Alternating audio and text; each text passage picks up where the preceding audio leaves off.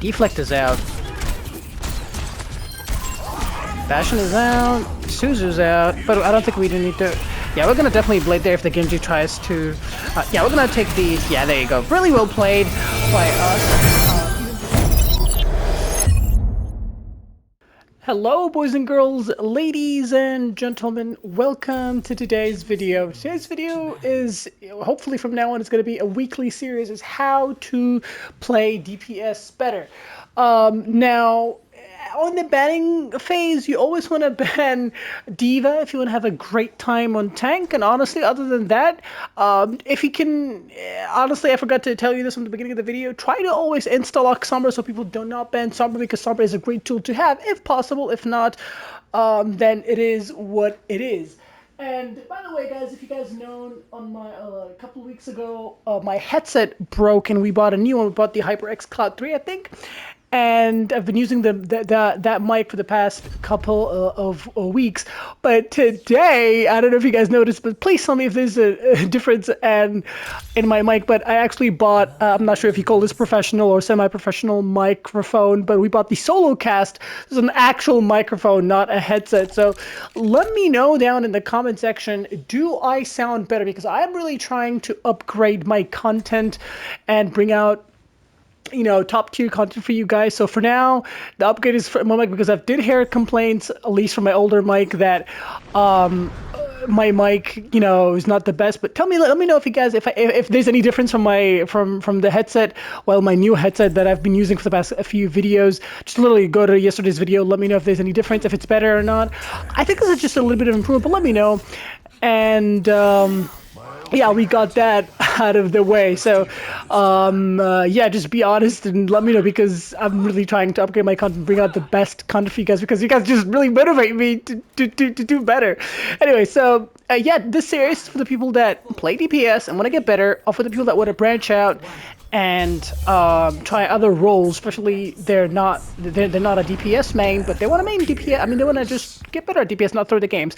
By the way, yeah, just let me know if I'm like too far from the mic. Does it sound better? Do the game sound higher? And is my voice low or whatever? Just let me know, and let me know if there's like an improvement in my voice. Anyways, we chose Reaper because we have an Ana, and Ana's really good Reaper, and everything in this map plays really close into me. So Reaper is really great at, oh, that's gonna be a good pull. Reaper really plays really well in this map. So we're gonna keep the try to keep the Bastion tick. Okay, he obviously doesn't have his sentry phone, because we just literally saw him use it. And every time there's a Bastion, make sure he gets that out of the way, and then you overcommit on him. And obviously against Genji, you want to make sure that be careful of not shooting at the Genjis usually immediately, because usually they tend to deflect as soon as they come in your face. So they want to just literally, they're gonna dash, they would dash in your face and deflect in your face. So be careful to not shoot. They're gonna bait you. So that's how you want to play against a Genji. You want to play defensive, get the Genji off your backline, and then you will commit on that. And yeah, against an Orisa's a tank, the one tank in the game that you really do not want to take her on, because she has a lot of her abilities, and a lot of her abilities actually shut you down. It's impossible for Reaper to kill an Orisa. So it is like one of the very irritant scenarios. If there was no Genji, I would say literally flank, but you guys know me, I'm usually against flanking.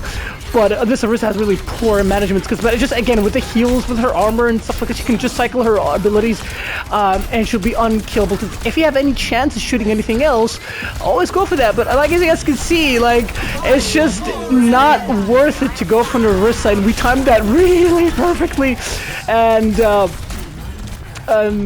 we actually timed that very perfectly to dodge that. And obviously we're gonna go for a Blossom here soon. Now we're gonna go for her because she used all of her abilities. I don't know where that Bastion is. I think from the left side? Someone from the left? Yeah, there it is. Ah, I should have taken my Blossom, unfortunately. That was really badly played by me, but yeah, we could have definitely won that. Honestly, I'm not gonna sugarcoat it for you. If I actually played that better, if I just ulted there, it would have definitely been a fight for us, because the JQ and the Mercy are left. So, you know, they're on my end. Keep in mind, it's really difficult to commentate, plan, and do good. Anyway, so that's a nade out of that. And there's the Orisa. Obviously, we're gonna live the Orisa. You want to bait the Orisa to push the payload, and then we want to push the Bastion. That's my plan. We have Blossom, so we want to get that out of the way. Deflect is out. Bastion is out. Suzu's out. But I don't think we need to... Yeah, we're going to definitely blade there if the Genji tries to... yeah, we're going to take the... Yeah, there you go. Really well played by us.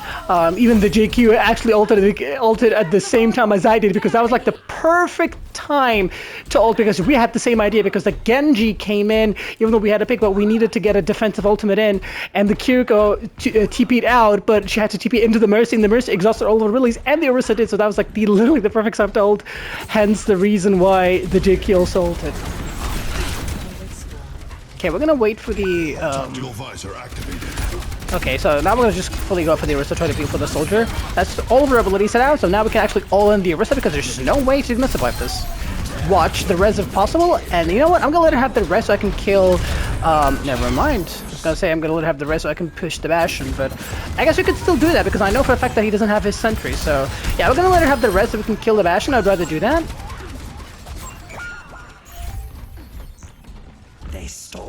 Okay, now we can try to spawn camp the Bastion if possible. Okay, the Kiriko wants to go for me.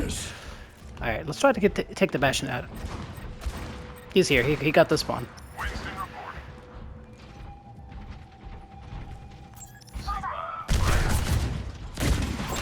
Enemy over here.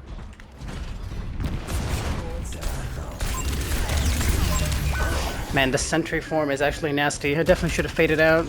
My bad on that front. We really underestimate. He's gonna ult, obviously. We really underestimate the armor that he gets. That was definitely on my end. My God, doing a few mistakes here and there, but this is not an easy matchup to play against. And now they have a Kitsune. Now they have Ashe. Ashe is like one of the worst case scenarios. Okay, so now we're gonna have to maybe switch to something like Sojourn. Yeah, definitely. Because that was getting really difficult to actually play the longer range. I mean, the close range, because they have everything really keeps me at bay. And now this guy has a pocket. We're definitely gonna take our... Oh my God, never mind. We actually held the corner really well. We took everybody out. Obviously, she's gonna try to get a res out, but we're gonna try to deny her that. And yeah, I mean, we actually cleaned up the entire team there. That was really well played. One of the reasons why I'd like to go Reaper here is because like he denies angles. This way, some things you can do when the enemy team plays the range on you, the range game. You play the corner game. If they play the range game because they would like, oh, if you want to kill us, you have to get to us. We're gonna be like, well, I'm gonna play the corner. So that's what we did. We denied the angle from the Bastion, and okay, that was very cute. Now we have that advantage. We literally can just blossom for free for the in the back line. Okay, the Kiriko went out.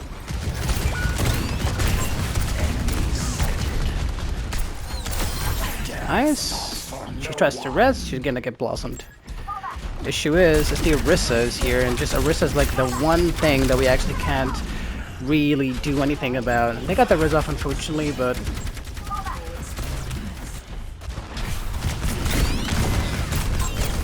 Trying to shoot until we get our passive, and we managed to trigger our passive long enough to get our ability. It's really great, Nano. Well played. We're actually really doing really well, and yeah, I mean, we're actually trying to get a good. I was really planning to go Sojourn here, but I feel like we're actually really getting way too much value on the Reaper, because now, yeah, I mean, to be honest, yeah, it makes sense what we're getting in value, because our team comp is much better, because Sigma can poke and withstand everything that they handle. Really amazing switch from my tank. I was like, why am I doing so good? It's not really me, it's the tank. Amazing switch from to Sigma. Now we're gonna try to deny this flank, because they can't really push into the already there. They can't really push into the Sigma. Alright. They can have Kitsune.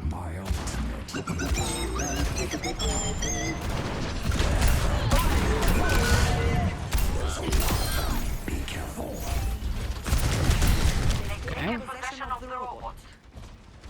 No rest for you, sweetheart. She actually really wants to, but I think it's too late now. Wait, hold on a second. He has to come here. Okay, Kiriko no Suzu. It's definitely doable. Orisa's down. We actually, oh yeah, it's over. Really well played in that Bastion because he knows there's no angles for him to flank. He actually took the worst flank possible, which is the train flank, but well played. Now they went Cassidy, but they really wanted to like this close range battle, but I feel like we're doing absolutely amazing. As you guys can see, like DPSing is really not that hard. Like it's really not that hard. Just have some brain sense. Okay, now officially game is over. They went Zarya. It's an official game. Oh, but I did switch though to go to Life Fever. But yeah, Zarya is just absolutely GG. They're surrendering. They're definitely waving. As you guys can see, we didn't even use Blossom. We don't need Blossom. Like obviously she's.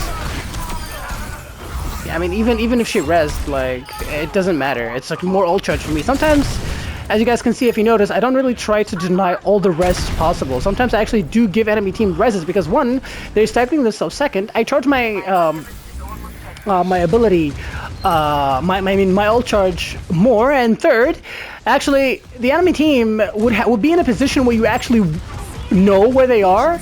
Instead of spawning in, they can flank, they can do something crazy. So as you guys can see, we didn't even use our ult once. And you guys know, I always had people that never use their ultimate, but it's because we never really had the chance. We never really needed to. And like, because we were playing almost flawlessly, like it's actually kind of crazy, but really proved to you guys that DPS is so easy. All you have to do, have some brain sense. I wanted to say game sense and have some brain. I ended up saying brain sense. Well, I guess from now have some brain sense. And as you guys can see, we made the enemy team completely like have no idea what to do. And even though the reason why I said I mentioned that we're gonna switch to Sojourn because they had the entire team comp that Sojourn would get immense amount of value from, but it still would have been a good choice, but since we had the Sigma, there's really no reason for me to, not no reason, but since I had the Sigma, I would have gotten much more value staying on Reaper, because instead of attacking with Soldier, Sigma, Sojourn, Mercy from one angle, when they have Bastion, and you cannot really off angle, instead you can just not swap to Sojourn and keep the Reaper so you can pressure off angles and hold it really well, because the issue is the Kitsune Orisa Bastion fight is almost impossible to stop without a Transcendent or mirroring a Kitsune. Honestly, even if you mirror a Kitsune, you don't have Bastion, so everything in Bastion's way will get mowed down.